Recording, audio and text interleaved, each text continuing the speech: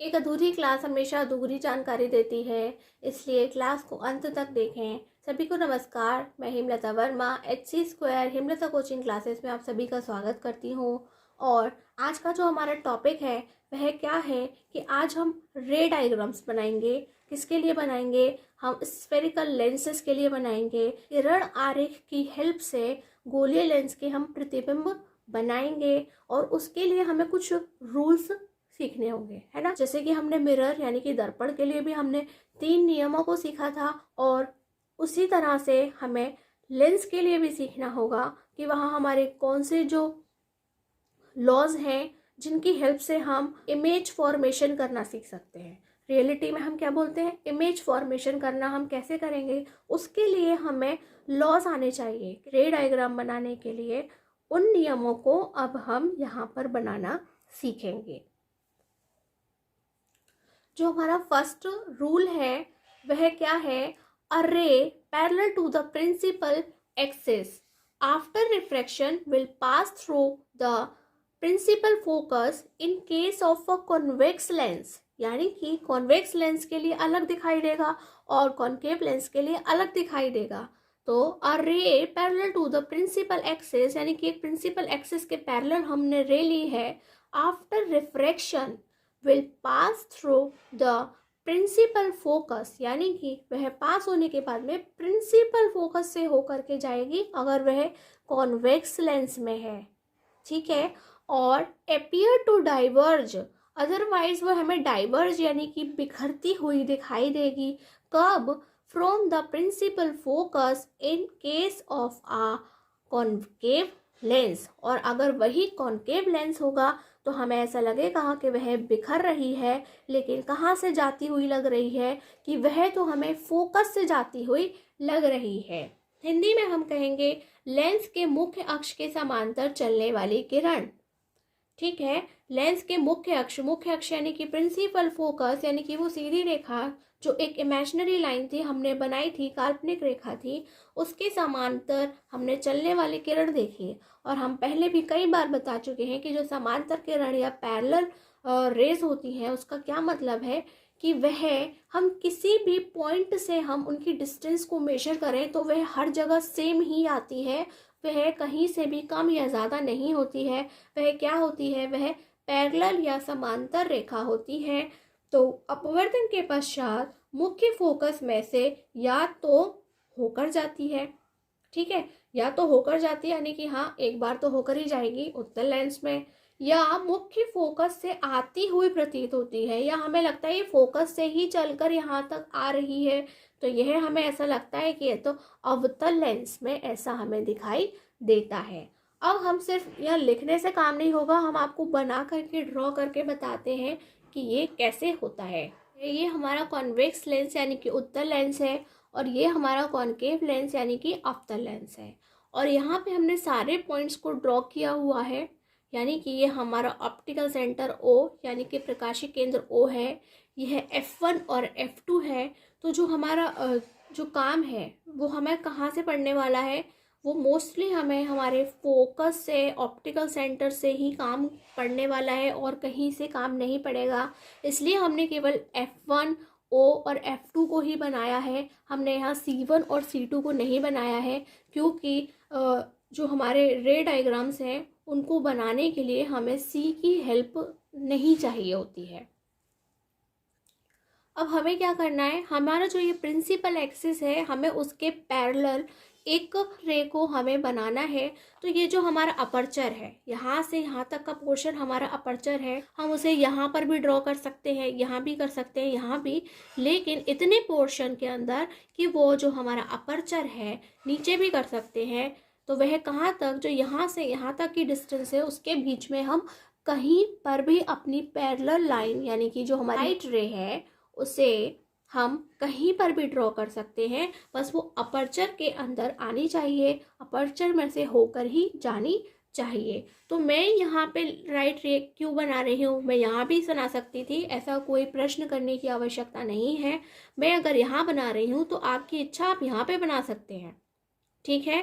तो मैं यहाँ पे बना रही हूँ, आपकी जहाँ भी मन हो आप नीचे से भी बना करके दिखा सकते हैं, ऊपर से ही क्यों। आप बना सकते हैं जहाँ से भी। तो मैं ये एक पैरेलल लाइन ले रही हूँ कि ये मैंने एक पैरेलल लाइट रे ले ली है, यानी कि वो यहाँ से इस तरह से पैरेलल चल के जा रही है इस प्रिंसिपल एक्सिस के, यानी कि समांतर चल रही है वो हमारे मुख्य अक्ष के, और यहाँ पर भी ये जा रही है ये, और हमें ये अपने मिडिल तक ही लानी है, क्योंकि यहाँ से जाने के बाद में इसमें रिफ्रैक्शन होगा। तो यह हमारा जो मिडिल है, इफेक्टिव डायामीटर है, वहाँ तक ही इस तरह से स्ट्रेट चल कर के आएगी या पैरेलल चल कर आएगी। और उसके बाद इसमें जो चेंज आएगा वह क्या आएगा कि वह ये जो है वह फोकस से होकर के जाएगी, और यहाँ पर हमें ये वैसे डाइवर्ज होगी, लेकिन हमें कहाँ से लगेगा, हमें लगेगा कि जो डाइवर्ज हो रही थी ना वो फोकस से ही चल करके आ रही थी। तो अगर आपको उनको स्ट्रेट बनाना है तो आप स्केल यूज़ करें। तो मैं अगर यहाँ पे एक स्केल रख लेती हूँ, तो मैं इन दोनों पॉइंट्स को बहुत अच्छे से आप रखें स्केल, और उसके बाद ये स्केल यूज़ करें, सॉरी पेन यूज़ करें, और आप इस तरह से ड्रॉ करें। जो कहाँ से होकर जाएगी, वह फोकस से होकर ही जाएगी। तो यह इस तरह से यहाँ निकल जाएगी। और अगर हम बात करें कि हमें पता है कि जो हमारे कॉनकेव लेंस होते हैं या अवतल लेंस होते हैं, वह क्या करती है, उसमें डिस्पर्स होती है, यानी कि वह डाइवर्ज होती है, बिखरती है, लेकिन फिर भी क्या होता है कि हमें लगता है वो फोकस से ही चलकर आ रही थी, वो यहाँ से चलकर नहीं आ रही थी, वो तो फोकस से चलकर आ रही थी। तो हम उसे किस तरह से स्केल को रखेंगे, हम स्केल को कुछ इस तरह से रखेंगे कि ये जो हमारे दोनों पॉइंट्स हैं बिल्कुल स्केल पर आ जाए, और उसके बाद में हम यहाँ से ये जानी तो इधर है, लेकिन हमें क्या लगता है कि यह कुछ इस तरह से यहाँ से ही चलकर आ रही थी। ठीक है, यह गई तो इधर ही है, लेकिन हमें लग रहा था कि यहाँ से नहीं, यहाँ से चलकर आ रही है, इसलिए हम इसे क्या कहेंगे, हम इसे F1 कहेंगे। और ज़रूरी नहीं है कि एक ही, बहुत सारी होंगी, लेकिन हमें ड्रॉ करने के लिए एक ही काफ़ी है, आपको समझाने के लिए कि हमारी जो concave lens, sorry convex lens है, यानी कि उत्तल लेंस है, उसमें वे फोकस से क्लियरली होकर के जा रही है, लेकिन जो हमारा कॉनकेव लेंस है यानी कि अवतल लेंस है, उसमें वह क्या हो रही है, डाइवर्ज हो रही है, लेकिन क्या लग रहा है कि वह फोकस से ही चल करके आ रही है। सेकेंड जो हमारा लॉ है, ray passing through the principal focus of a convex lens, यानी कि इस बार अगर वह कॉन्वेक्स लेंस है तो वह उसके प्रिंसिपल फोकस, यानी कि जो हमारा F पॉइंट है, F1 और F2, उनमें से किसी एक से होकर के जा रही है, और a ray which is directed towards the principal focus of a concave lens after refraction will emerge parallel to the principal। दोनों ही लेंसेज में बाद में क्या होगा, रिफ्रैक्शन होने के बाद वह एक्सिस के पैरेलल हो जाएंगी, यानी कि यह जो हमने फर्स्ट नियम पढ़ा था जस्ट उसका उल्टा हो जाएगा।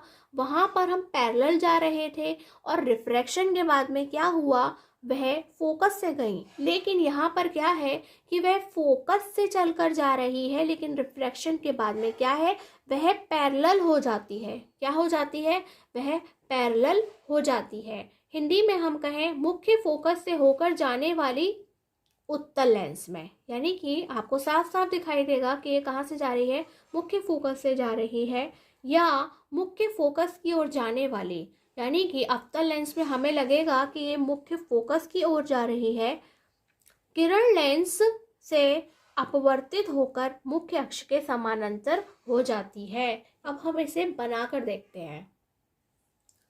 चलिए, यहाँ फिर से हमने एक कॉन्वेक्स लेंस यानी कि उत्तल लेंस और एक कॉनकेव लेंस यानी कि अवतल लेंस को ड्रॉ कर लिया है, और सभी पॉइंट्स को हमने बना लिया है। ये F1 है, ये O है, ये F2 है, और इसी तरह से यहाँ पर है। और जो हमने अभी अभी लॉ पढ़ा था उसके अकॉर्डिंग क्या कहा गया है कि वह फोकस से होकर जाती है। अगर वह इधर से आएगी तो ये वाले फोकस से जाएगी, और अगर वह इधर से आएगी तो ये वाले फोकस से होकर के जाएगी। तो हमारी जो लाइन है वो बिल्कुल स्मूथ बने, उसके लिए मैंने ये स्केल लिया है, और मैं हमारा जो इफेक्टिव डायामीटर यानी कि जो अपर्चर है वो यहाँ से यहाँ तक की एक स्ट्रेट लाइन है जो ऑप्टिकल सेंटर से होकर जाती हो, और हमें इसे इस तरह से बनाना है कि वह इसी के अंतर्गत आती हो, यहाँ वहाँ नहीं जाती हो। तो ये देखिए, ये जो हमारा फोकस पॉइंट है वो मैंने यहाँ बना दिया है। और अब जब मैं लाइन ड्रॉ करूँगी तो वह हमारे लेंस में कुछ मिडिल पोर्शन तक चल करके जाएगी। यानी कि अगर मैंने ये इस तरह से बनाई तो ये लगभग यहाँ तक इस तरह से जाएगी।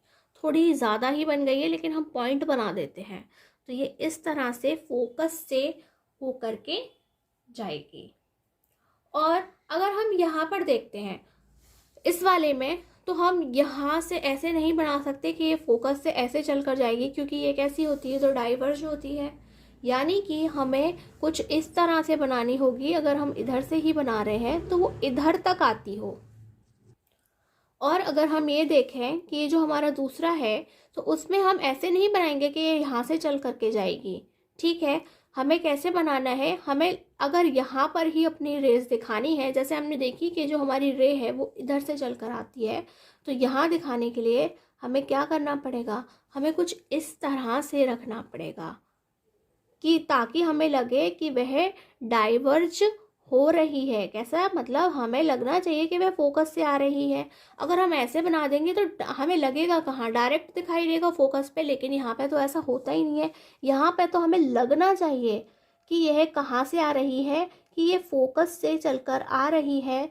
तो मैं क्या करूँगी, मैं कुछ इस तरह से रखूँगी और यहाँ एक लाइन ड्रॉ करूँगी इसके मिडिल पोर्शन तक, और यहाँ से मैं इसे डैश बना करके ड्रॉ करूँगी। तो कुछ इस तरह से यहाँ पर मैं देख रही हूँ कि ये हमने अपनी एक रे बना ली है, लाइट रे बना ली है, जो कहाँ से, फोकस से होकर के डाइवर्ज हो रही है। यानी कि वह यहाँ से यहाँ तक जा रही है, लेकिन यहाँ से हमें लग रहा है कि ये तो फोकस से ही चल करके आई थी।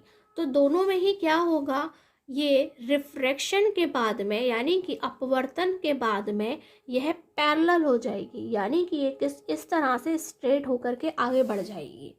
और ये जो है इसमें क्या होगा, ये भी स्ट्रेट होकर के आगे बढ़ जाएगी, लेकिन कहाँ होगी, ये इस डायरेक्शन से आई थी तो ये दूसरी साइड जाके स्ट्रेट हो जाएगी। तो हम उसे स्केल से कुछ यहाँ रखेंगे और उसे हम ड्रॉ कर देंगे इस तरह से।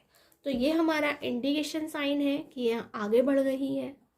तो आप एरोज बनाते समय ध्यान रखें, क्योंकि जब हमने मिरर में बनाया था तो वो रिफ्लेक्ट होती थी, और रिफ्लेक्ट होने के बाद में हम दूसरा साइन बनाते थे, राइट, कि अगर यहाँ से यूँ जा रही है तो ऐसे, और फिर जब लौट कर आती है, बाउंसिंग बैक हो जाता है, तो हम उसे अलग बनाते हैं, उल्टा एरो बनाते हैं। तो आप एरो बनाते समय ध्यान रखें कि हाँ ऐसा नहीं है, क्योंकि यहाँ पे कोई बाउंसिंग बैक की प्रॉपर्टी फॉलो नहीं होती है यहाँ पर। तो हमें सिर्फ यहाँ से जाके पाथ चेंज हो गया है, वह उसका थोड़ा रास्ता बदल गया है इसीलिए, लेकिन वह आगे एक ही दिशा में बढ़ रही है। यानी कि वह आगे ही बढ़ रही है, पीछे लौटकर नहीं आ रही है। लास्ट जो हमारा लॉ है या रूल है वह क्या है, a ray passing through the optical centre, यानी कि अब वह ऑप्टिकल सेंटर से चलकर जाता है।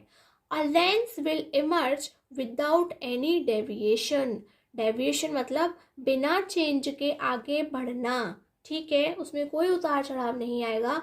A ray passing through the optical centre of a lens will emerge without deviation, यानी कि वह उसी रास्ते पे बिल्कुल आगे सीधा बढ़ जाएगा, वह कहीं भी उसमें कोई उतार चढ़ाव नहीं आएगा। हिंदी में हम देखते हैं, लेंस के प्रकाशिक केंद्र से गुजरने वाली प्रकाश किरण अपवर्तन के पश्चात बिना किसी विचलन के निर्गत हो जाती है, यानी कि निकल जाती है, अपने रास्ते पर बढ़ जाती है। और विचलन का मतलब क्या है, चेंज, लेकिन क्या है, बिना किसी विचलन के, यानी बिना किसी चेंज के वह अपने रास्ते पर, अपने पाथ पर आगे बढ़ जाती है, उसका पाथ चेंज नहीं होता है।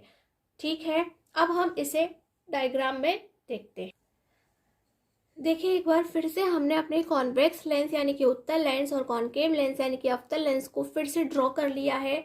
और अब हम आपको दिखाएंगे कि ये जो हमारा ऑप्टिकल सेंटर है, अब की बार हमसे कहा गया है हमारे लॉ में कि वह है जब ऑप्टिकल सेंटर से पास होती है तो वह उसमें कोई डेविएशन नहीं आता, कोई चेंज नहीं आता, वह अपने रास्ते पर वैसे ही आगे बढ़ जाती है।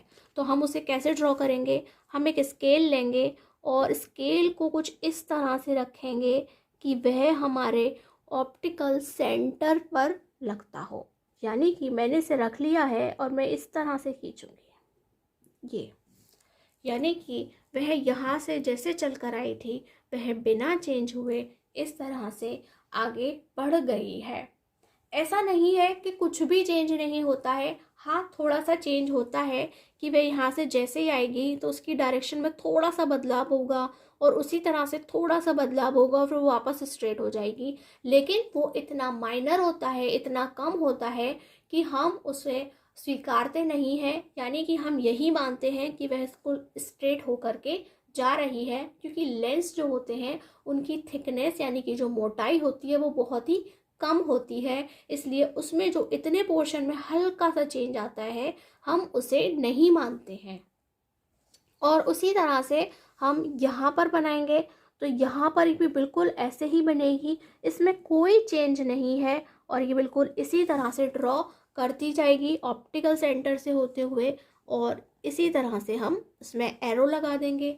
और इस तरह से हमने आज हमारे तीनों जो लॉज हैं, क्या हैं? Laws of making images formed by spherical lenses using ray diagrams, यानी कि किरण आरेखों का उपयोग करके गोलीय लेंसों से बनने वाले प्रतिबिंबों को खींचने के जो तीनों नियम थे वह हमने अच्छे से बनाना सीख लिया है और उनको अब हमें याद रखना है, क्योंकि नेक्स्ट क्लास में हम इमेज फॉर्मेशन करेंगे और इमेज फॉर्मेशन के लिए इन तीनों ही नियमों का आना बहुत ज़रूरी है। इसके बिना हम इमेज फॉर्मेशन नहीं कर सकते हैं लेंसेज में। और आज की यह क्लास आपको कैसी लगी हमें ज़रूर बताएं, और यदि आपको कोई क्वेश्चन हो, कुछ भी पूछना हो, आपके पास कोई अच्छा सुझाव हो तो आप हमें कमेंट बॉक्स में ज़रूर बताएं, या कोई ऐसा टॉपिक हो जिस पर आप चाहते हैं कि हम उस क्लास को बनाएं, वीडियो रिकॉर्ड करें, तो हम आपकी डिमांड को पूरा करने की पूरी कोशिश करेंगे और आप हमें कमेंट बॉक्स में बता सकते हैं।